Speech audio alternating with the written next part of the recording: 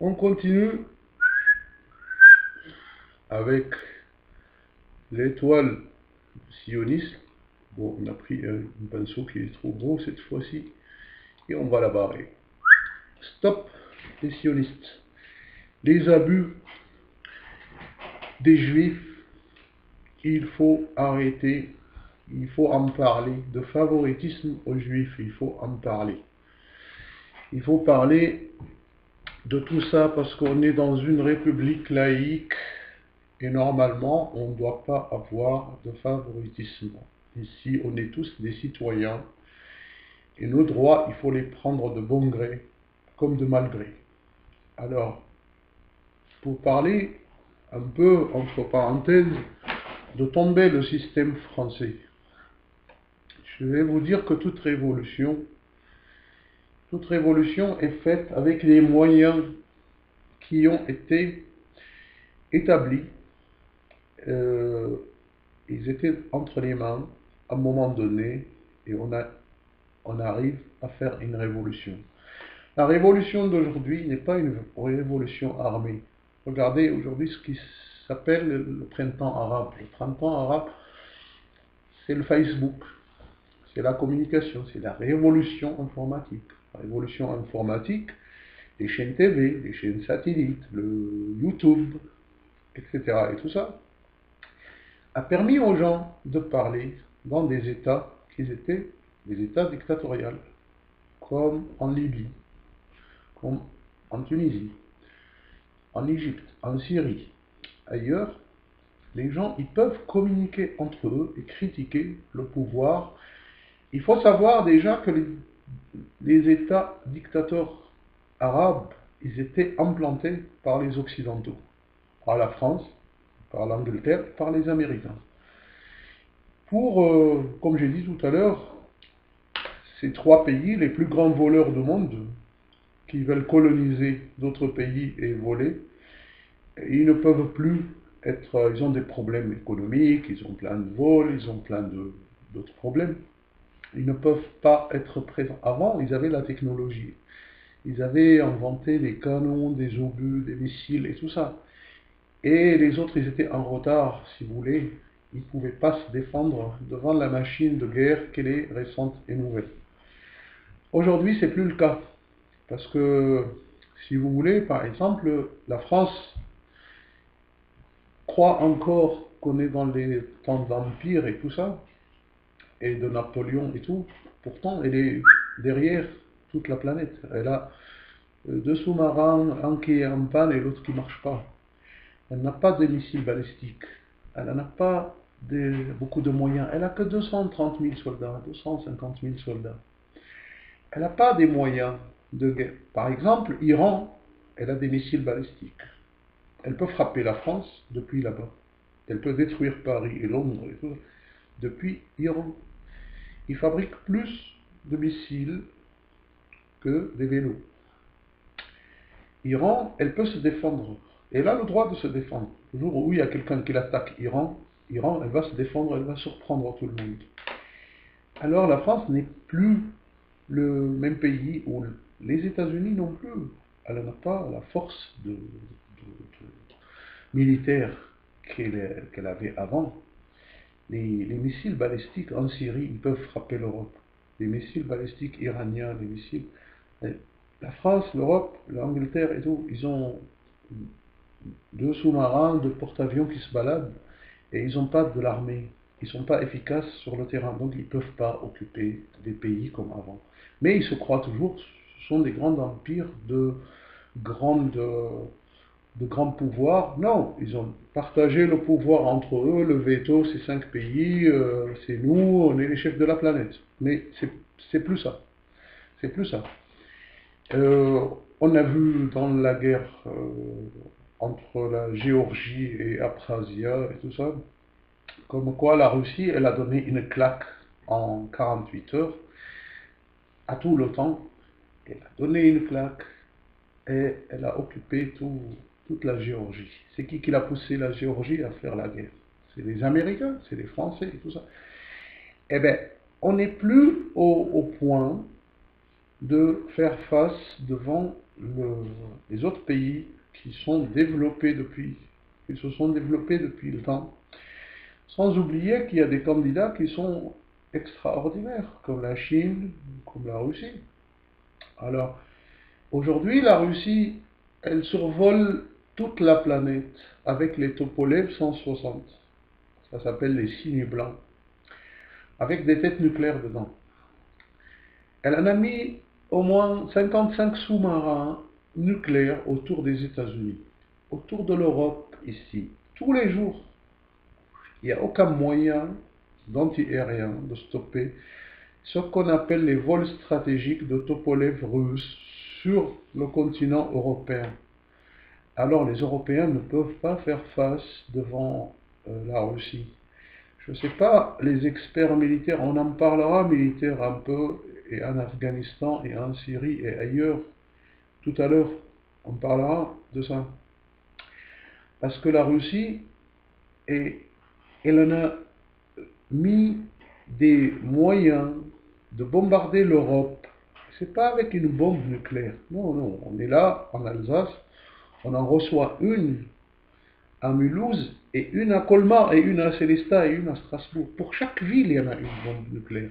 C'est pas une qu'elle va tomber ici, c'est plusieurs. Aujourd'hui, la guerre en Syrie, c'est la clé d'une guerre internationale, une guerre mondiale, qu'elle va se déclencher. On va en parler de ça. Pour revenir au point comment tomber le système, nous on n'était pas plus faible que l'autre génération qu'elle était avant nous, ni plus fort. Ni ceux d'avant, ni ceux qui viennent. Mais la révolution informatique et la révolution informatique et de communication qu'elle est arrivée aujourd'hui, elle a permis à cette génération de se réunir sans être réunie. C'est-à-dire en Égypte, il y en a un qui fait appel à une manifestation. Il y en a 100 000 qui entendent l'appel. Alors, avant, s'il y en a 2-3 qui se regroupent pour dire le système il est mauvais, eh ben tout de suite on les attrape, on les met en prison, hop, on va les étouffer et on n'entend pas. Il n'y a pas de moyen. Aujourd'hui, un enfant de 10 ans, il a un téléphone portable, il peut faire tout de suite des morceaux vidéo, il peut justifier ce qu'il a vu, il peut commenter, il peut diffuser et tout le monde peut le voir, jusqu'aux États-Unis, jusqu'à en Chine et autres.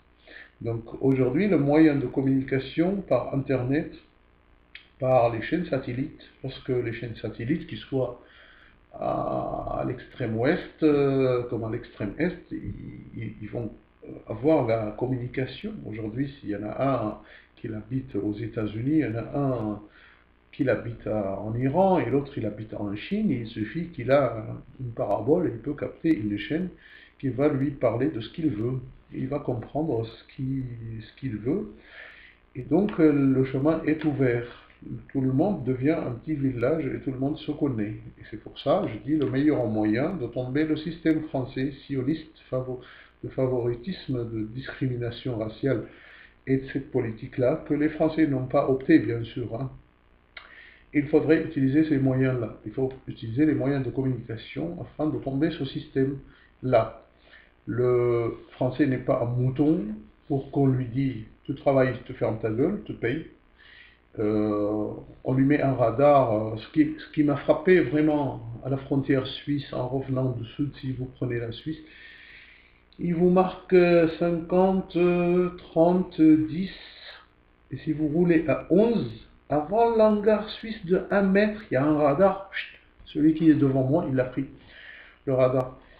Ça, c'est prendre les gens pour des imbéciles. Ici, à Rixheim, il y en a un radar. À 50, vous roulez à 51, il vous prend. C'est pour piocher de l'argent, c'est pas la sécurité. La sécurité, c'est un mensonge.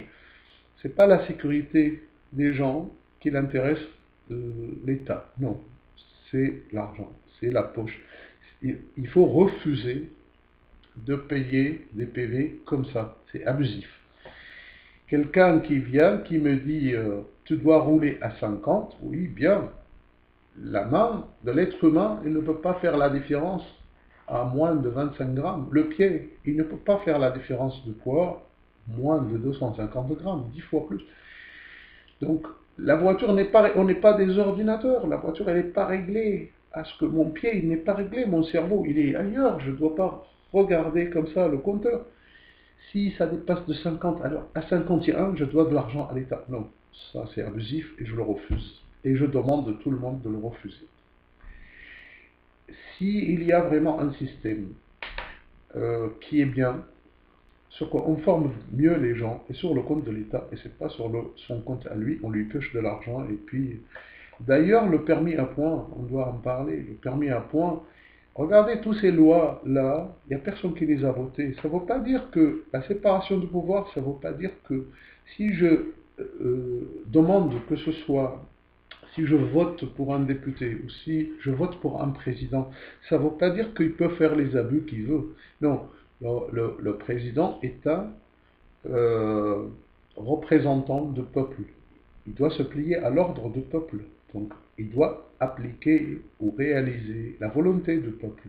Mais ici, en France, ils font croire aux gens que c'est un système démocratique, c'est-à-dire démocratie. La démocratie qu'on a, la démocratie, bon bien, la démocratie de la Grèce, qu'elle était avant Jésus-Christ, je ne sais pas combien, 700 ans, c'était tout débile, parce que il n'y a même pas 5% des gens qui sont considérés comme citoyens.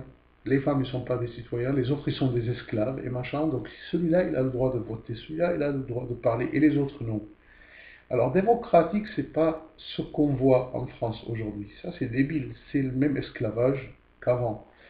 On va parler de l'esclavage maintenant un peu partout, mais je dis la démocratie c'est réaliser la volonté du peuple. Alors si les Français, ils ont manifesté, ils se sont manifestés pour le permis à points, et le permis à points est passé. Nous, on était à Marseille, on a coupé les autoroutes, on s'est manifesté, on a dit, on est des routiers, on n'accepte pas un permis à points. Moi, mon permis n'est pas à points. Alors, n'importe qui peut venir dire, ton permis est à points, je refuse, c'est pas à points. Parce que lorsque j'ai sorti mon permis, c'était pas à point. Et sur mon permis, c'est pas marqué un permis à point. Et je ne reconnais pas les points parce que je ne les ai pas votés. Et le peuple français n'a pas voté le système à points. Il a refusé. Okay. Le peuple français n'a pas voté, au contraire, il s'est manifesté contre l'OTAN. Il ne voulait pas le retour à l'OTAN. Le retour à l'OTAN, parce qu'il y a un truc qui est très très important. Celui qui veut retourner à l'OTAN comme Sarkozy, c'est pas son fils qui va l'envoyer en Afghanistan, c'est vos fils à vous, c'est les enfants des Français. Son fils, il le met dans une caisse de l'État pour pouvoir piocher et voler. Ça, c'est son rôle à lui. Mais c'est les Français qui se font tuer en Afghanistan. Alors lui, il voulait le retour à l'OTAN. Les Français se sont manifestés à Strasbourg. Ils ont refusé l'OTAN. Dans ce cas-là, il faut faire un scrutin. Lorsque le président ne réalise pas la volonté du peuple, ce que il faut avoir une statut de garantie pour le peuple afin de pouvoir passer sa volonté, même si il y a un dirigeant ou un mafieux ou un sioniste ou un franc-maçon ou quel que soit de ce bordel-là, de ces mafieux-là qui sont dans vos gouvernements, si le peuple n'a pas dit son mot, rien ne peut être réalisé. Le retour à l'OTAN, les Français l'ont refusé. Et moi je parie, et je mets ma main à couper. Maintenant on fait un scrutin, on demande les Français de voter, est-ce que vous voulez être dans l'OTAN ou vous voulez pas, on va avoir non. Est-ce que vous voulez que la France soutient Israël et leur donner des aides et des sous et des armes et tout ça, et un soutien politique et tout, les Français ils diront non. Alors, c'est vous qui êtes hors la loi. Le jour où on veut demander maintenant, est-ce que vous voulez qu'un procureur soit voté, ou un président dans un tribunal ou un juge ou quoi, soit voté par le peuple, comme le prud'homme. Ils vont dire oui. Et là, il n'y a plus de lobby, il n'y a plus de sionistes, il n'y a plus rien. Le jour où on détecte quelque chose sur lui, est-ce que vous êtes d'accord qu'il a une protection juridique qu'on ne peut pas, il est intouchable? Non, les Français ils vont dire non. Donc le système démocratique que vous parlez aujourd'hui, que tout le monde parle, il est dictatorial, parce que les gens ne veulent pas le permis à points il passe, et moi je le refuse. Le temps, ça passe, je refuse, et tous les Français le refusent. Les juges et procureurs et tout ça sont des mafieux, la plupart, on ne va pas dire tous, la plupart sont des mafieux, où ils reçoivent les ordres. Et ce qui m'a fait rire, hein, c'était le doyen de, je sais pas quoi, à Strasbourg, il m'a dit un jour, oui, je sais que la justice, elle est dépendante en France, mais il faut pas le dire. Je dis, alors il faut faire quoi? Il m'a dit, il faut le penser, mais pas le dire. Non, stop! Ici, on stop. Les imbéciles s'arrêtent. Aujourd'hui, le système juridique en France, il reçoit des ordres et des instructions de la politique. Il faut le refuser. Et si vous demandez tous les Français, ils vont vous dire non, stop. S'il y en a un député, ou il y en a un con, ou il y en a un autre, ou un président, ou n'importe qui ne réalise pas la volonté du peuple, il faut lui dire stop. C'est pas parce qu'on a demandé quelqu'un de nous représenter, c'est-à-dire qu'il peut faire des dépassements et de favoritisme aux juifs, et de favoritisme, et il soit un sioniste, il vole de l'argent et je sais pas quoi, comme chez Mitterrand ou je sais pas qui, 8 milliards de francs volés de crédit lyonnais, dans la poche de qui? Eh bien, c'est ça les lobbies, et c'est ça le détournement d'argent et la mauvaise utilisation de fonctions. C'est ça, être impliqué dans une affaire de meurtre, et on ne fait pas d'enquête pour M. Sarkozy. Il est responsable des passeports français qui étaient sortis d'ici officiels pour quelques juifs qui ont tué quelqu'un à Dubaï. Maintenant, il faudrait faire cette enquête. Pourquoi on ne la fait pas?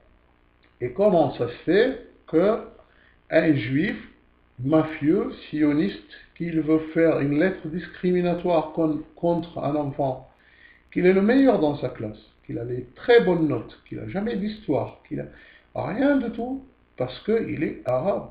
On veut faire la tête à tête cachée, on veut faire la guerre à tous les Arabes. Ça, c'est refusé. Pourquoi? Parce que c'est un procureur, alors il peut faire ça. Non, il n'y a personne qui lui a donné ce pouvoir.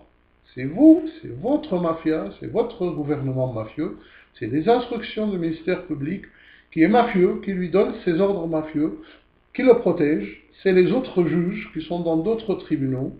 On a envoyé des lettres et des plaintes devant le tribunal administratif pour demander des explications.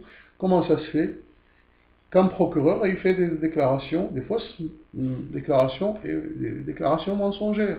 Ils n'ont pas répondu, ils ont fermé leur bouche. Pourquoi? Comment une justice ne répond pas? Ils sont tenus à répondre dans 60 jours. Donc cette mafia sioniste du tribunal administratif de Strasbourg n'a pas répondu sur 20, au moins 20 plaintes contre la justice. Alors, c'est votre responsabilité, Monsieur Hollande, de nous expliquer comment ça se fait.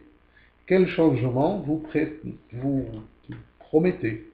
Vous promettez un changement, il faut commencer à changer le sionisme en France, sortir des lois afin de faire la séparation du pouvoir et afin de lutter contre les lobbies et le sionisme. Parce que sinon, ça va faire la guerre civile ici. Je veux dire, vous croyez que c'est calme, c'est bien, ça marche comme ça ne marchera pas à vie. Je dis, aujourd'hui, il faudrait qu'on trouve les moyens de mettre en évidence des lois qui interdisent tout abus, tout abus et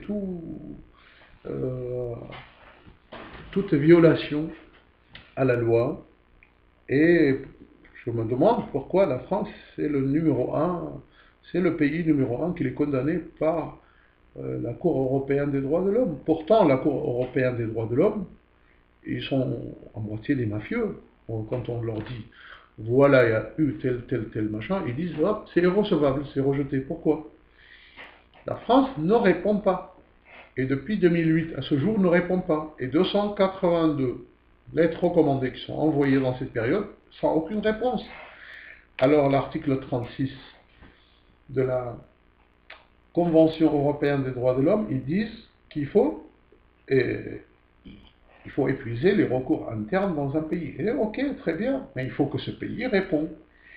Alors ils refusent, ils rejettent, parce que c'est une affaire contre les juifs. Et ils disent, sans indiquer les motifs de rejet. Donc, on estime que les sionistes, ils sont aussi dans le pouvoir de la Commission européenne des droits de l'homme. À tout de suite.